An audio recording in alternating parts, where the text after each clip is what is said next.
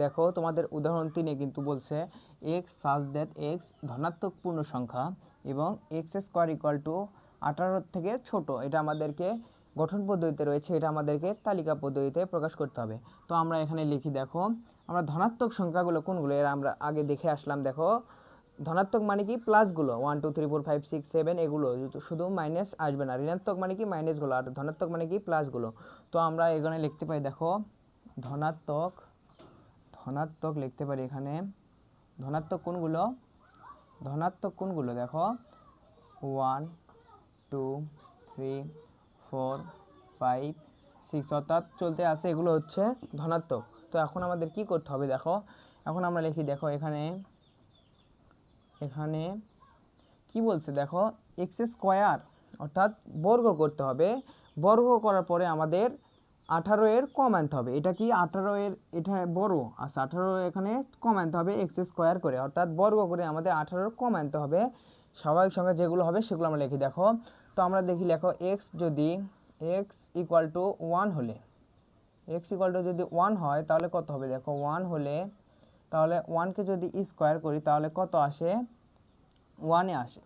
তারপর এক্স এর মান যদি আমাদের 2 দিয়ে, দেখো এক্স ইকুয়াল টু 2 হলে এখানে আমাদের স্কোয়ার করতে বলছে, এই জন্য আমরা স্কোয়ার করলাম। দেখো এক্স এর মান যদি 2 হয় তাহলে এখানে 2 এর উপর যদি স্কোয়ার দিই তাহলে কত হয়, 4 হয়।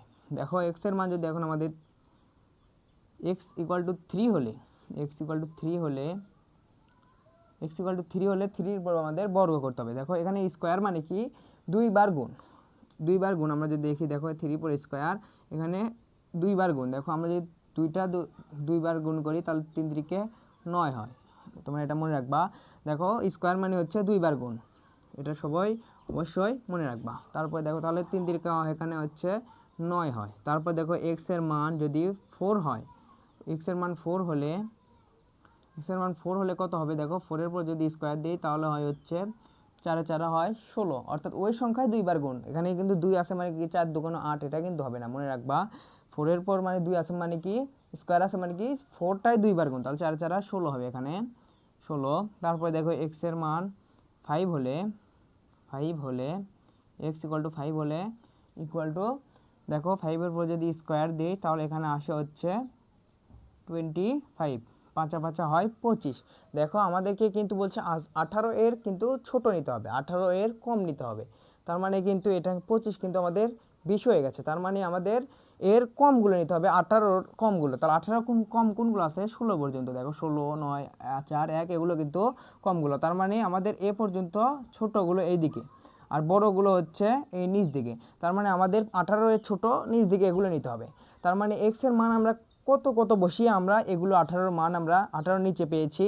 দেখো 1 2 3 4 এগুলো বসেই কিন্তু আমরা 18-র নিচে আমরা মান পেয়েছি। তার মানে আমাদের মান কোনগুলো হবে দেখো 1 2 3 4, অর্থাৎ এক্স ইকুয়াল টু যেটা হবে সেটাই আমাদের উত্তর হয়ে যাবে।